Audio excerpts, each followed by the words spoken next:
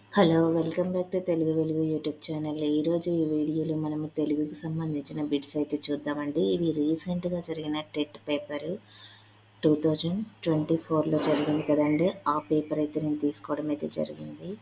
ఇది morning session 14/10/2024లో జరిగిన paper అండి. ఇది హెచ్‌జిటి పేపర్ ఇది. హెచ్‌జిటి వాళ్ళకు ఉపయోగపడేది పేపర్ 1 అండి ఇది.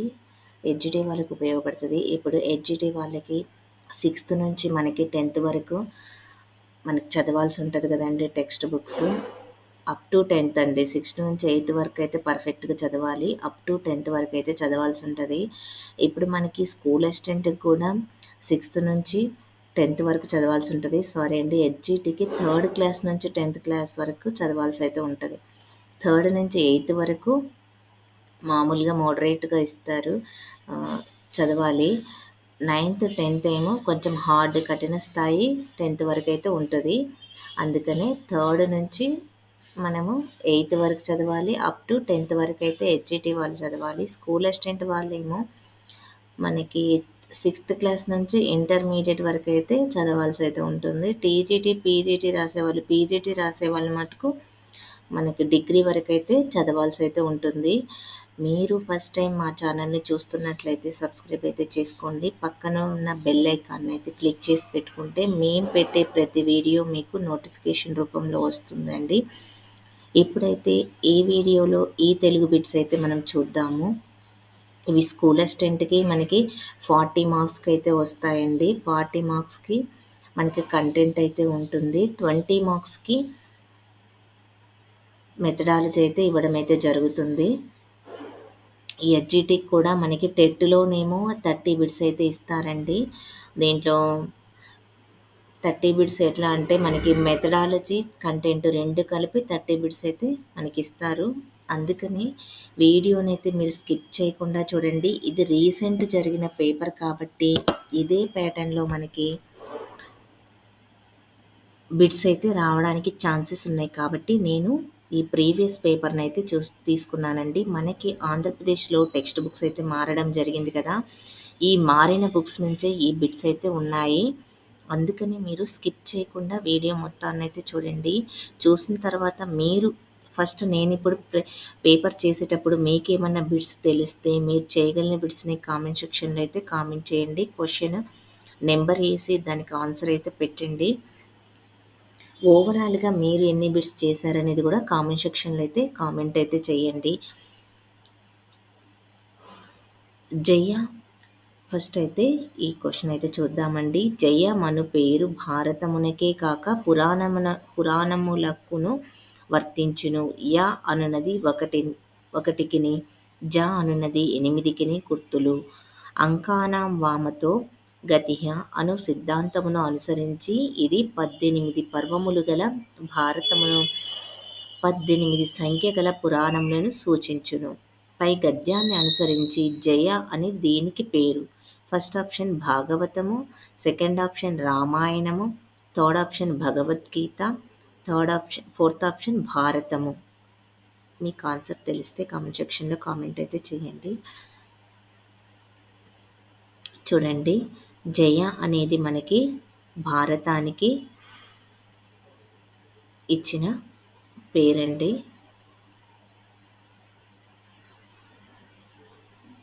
చూడండి, బృహత్పలాయనుల తర్వాత కృష్ణా తీరాంధ్ర దేశమున ఆంధ్రగ్రోత ప్రభువులు రాజ్యం చేసిరి. మార్కండేయ పురాణంలో గోలాంకులులను వారు దక్షిణాపథ రాజవంశంలో నొక్కరుగా పేర్కొనబడిరి. ఆనంద గోత్రికులకు గోలాంగులము ధ్వజ చిహ్నముగాను నుండినట్లు వారి శాసనముల వలన తెలియవచ్చుచున్నది. వీరి ముఖ్య పట్టణము కోపోత కందపురము, గుంటూరు జిల్లా నర్సరావుపేట తాలూకా చేజర్ల గ్రామమునకిది సరిపోవును. ఇక్కడ పై గద్యాన్ని అనుసరించి ఆనంద గోత్రికుల గురించి సరైన దానిని గుర్తించండి అని ఇవ్వడం అయితే జరిగింది. ఫస్ట్ ఆప్షన్ వీరు గౌమతీ తీరాంధ్ర పరిపాలకులు. సెకండ్ ఆప్షన్ వీరి ధ్వజ చిహ్నము గోలాంగులము. వీరి ముఖ్య పట్టణము కపోత మందరపురము. ఫోర్త్ ఆప్షన్ గోళాంగులను గురించి స్కంద పురాణంలో పేర్కొనబడింది. సరైన సమాధానం అడిగారు. చూడండి, వీరు ధ్వజచిహ్న గోళాంగులము. ఇక్కడ ఇచ్చారు చూడండి, ఇక్కడ గోత్రికులకు ఇక్కడ ఆనంద అనేది ఇవ్వడం జరిగింది. ఇలా గోళాంగుల ధ్వజచిహ్న అన్నట్లు శాసనం ద్వారా తెలుస్తుంది. ఓగునోగు మెచ్చు నొనరంగ నజ్ఞాని భావమిచ్చి మెచ్చు పరములుబ్ధు పంది బురద మెచ్చు పన్నీరు మెచ్చున విశ్వదాభిరామ వినురవేమ. ఓగునోగు మెచ్చు అనగా సజ్జనుడు సజ్జనుని మెచ్చుకుంటాడు, అజ్ఞాని లోబిని మెచ్చుకుంటాడా? థర్డ్ ఆప్షన్ చెడ్డవాడు చెడ్డవాడినే మెచ్చుకుంటాడు. Fourth option లోబి లోబినే మెచ్చుకుంటాడు. ఇక్కడ మీకు ఆన్సర్ తెలుసా? ఆన్సర్ చేయండి. చెడ్డవాడు చెడ్డవాడినే మెచ్చుకుంటాడు. అడియాస కొలువు గొలువకు గుడిమణి యము సేయబోకు కుజనుల తోడన్ విడువక కూరిమి సెయ్యకు మడవిని దొడరయకొంటి నరుగకు సుమతి. పై పద్యం అనుసరించి ఒంటరిగా ఇక్కడికి వెళ్ళరాదు. ఫస్ట్ వ్యర్థమైన కొలువుకు, సెకండ్ ఆప్షన్ దేవాలయ అధికారమునకు, థర్డ్ ఆప్షన్ దుర్జనుల వద్దకు, ఫోర్త్ ఆప్షన్ అడవికి.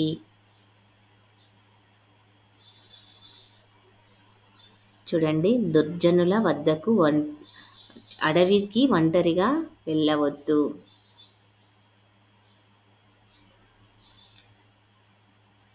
నిష్కుల భారత జాతికి నీడయైన బోధిప్రియ అని అంబేద్కర్ను కొనియాడినది ఎవరు? First option Gurram Jashuva, second option Enduri Sudhakar, third option Boya Jangaiah, fourth option Boya Bheemanna. చూడండి, ఇక్కడ మనకి బోయ భీమన్న. కొండవాగు పాఠం ప్రక్రియ. ఫస్ట్ ఆప్షన్ గేయము, సెకండ్ ఆప్షన్ వచన కవిత, థర్డ్ ఆప్షన్ లేఖ, ఫోర్త్ ఆప్షన్ సంభాషణ. చూడండి, కొండవాగు అనేది లేఖ ప్రక్రియకు చెందినది. డాష్ తలదూర్చి డాష్ పోటుకు వెరలినట్టు పై సామెతకు ఖాళీలో సరి అయ్యే పదాలు గుర్తించండి. ఫస్ట్ రోట్లో రోకటి, సెకండ్ ఆప్షన్ రోకటి రోట్లో, థర్డ్ ఆప్షన్ తిరగలి రోకటి, ఫోర్త్ ఆప్షన్ పొత్రము రోకలి. ఇక్కడ చూడండి, రోల్లోనే మనకి లోకలి ఉంటుంది కాబట్టి తలదూర్చేది అంటే రోల్లోకి తలదూర్స్తుంది కదా రోకలి. ఇక్కడ ఈ సామెత. దుర్బరులకు సాయం చెయ్యనియడ కొరగా దెందుకు మనుజుని మనుగడ. ఈ గేయ పంక్తులు గల పాఠం ఏమిటి? ఫస్ట్ ఆప్షన్ పరివర్తన, సెకండ్ ఆప్షన్ మంచి బాలుడు, థర్డ్ ఆప్షన్ సాయము, ఫోర్త్ ఆప్షన్ గోపాలుని తెలివి.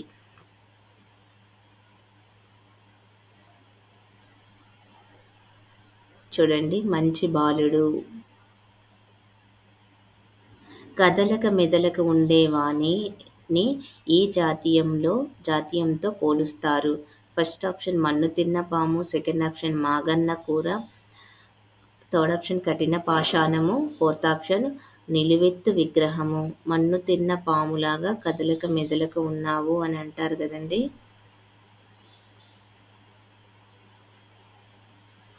పూజ కన్నా నెంచ బుద్ధి ప్రధానంబు. ఈ పద్యపాదం తర్వాత వచ్చే పద్యపాదం గుర్తించండి. ఫస్ట్ ఆప్షన్ కులము కన్నా మిగులు గుణము ప్రధానంబు, సెకండ్ ఆప్షన్ పదములెన్ని అయినా పరమార్థం ఒక్కటే, ఫోర్త్ ఆప్షన్ బ్రతుక వచ్చుగాక బహుబంధములైన, ఫోర్త్ ఆప్షన్ మాట కన్నా నెంచ మనసు దృఢము. చూడండి, మాట కన్నా నెంచ మనసు దృఢము అనేది తర్వాత పంక్తి అండి. ఇది పరివర్తనకి అర్థము.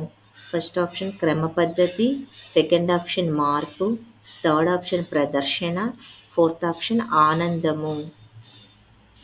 ఇక్కడ మనకు అర్థాలు, ఉత్పత్తి అర్థాలు, నానార్థాలు ఇవైతే మీరు కంపల్సరీగా బిట్స్ అయితే ఉంటాయి. ప్రకృతి వికృతులు ఇవి మీరు నేర్చుకోవాలి. పరివర్తన అంటే మార్పు అనే సమాధానము. షేక్ నాజర్ గారికి భారత ప్రభుత్వం ఏ పురస్కారంతో సత్కరించింది?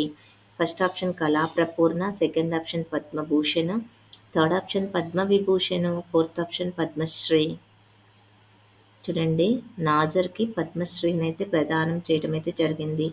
భ్రమక పదము, ఫస్ట్ ఆప్షన్ కేవలం అచ్చులతో ఏర్పడుతుంది, సెకండ్ ఆప్షన్ పొల్లు హల్లులతో మాత్రమే ఏర్పడుతుంది, థర్డ్ ఆప్షన్ ఎటు నుంచి చదివినా ఒకేలా ఉంటుంది, ఫోర్త్ ఆప్షన్ ఉభయాక్షరాలతో మాత్రమే ఏర్పడుతుంది. ఎటు నుంచి చదివినా భ్రమక అంటే ఎటు నుంచి చదివినా ఒకేలా ఉంటుంది.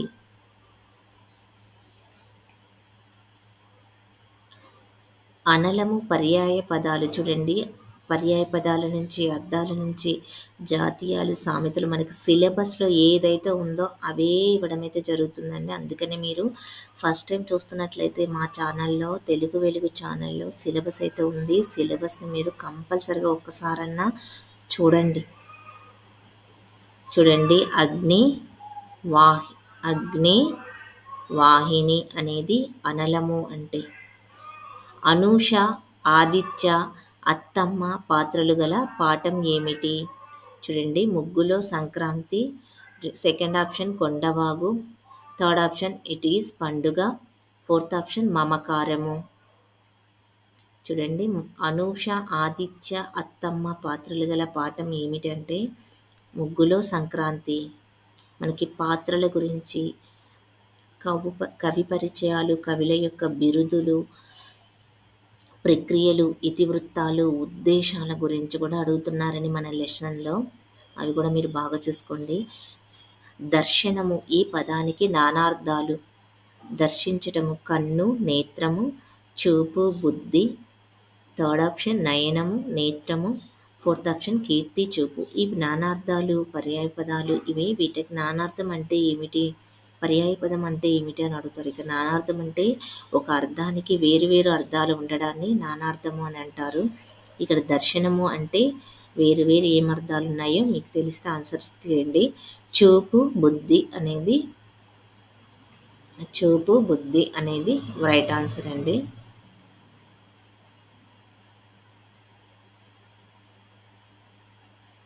ఇక్కడ చూపు బుద్ధి అనేది రైట్ ఆన్సర్.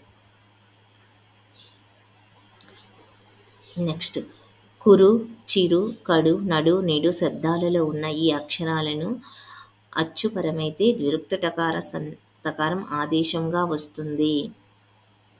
ఫస్ట్ ఆప్షన్ కు, చీకి, నా, నీకి, నా, చీకి, రా, డాకి. చూడండి, రా, డాకి పర్. ఇక్కడ చూడండి రా, చూడండి ఇక్కడ డా. చూసారా, కురు, చిరు, కడు అనేవి శబ్దాలకి అచ్చుపరమైతే ద్విరుక్త టకారం ఆదేశంగా వస్తుంది. ఇక్కడ చూడండి, ఇది గమనించండి, ఆదేశంగా వస్తుందా, ఆగమంగా వస్తుందా అనేది.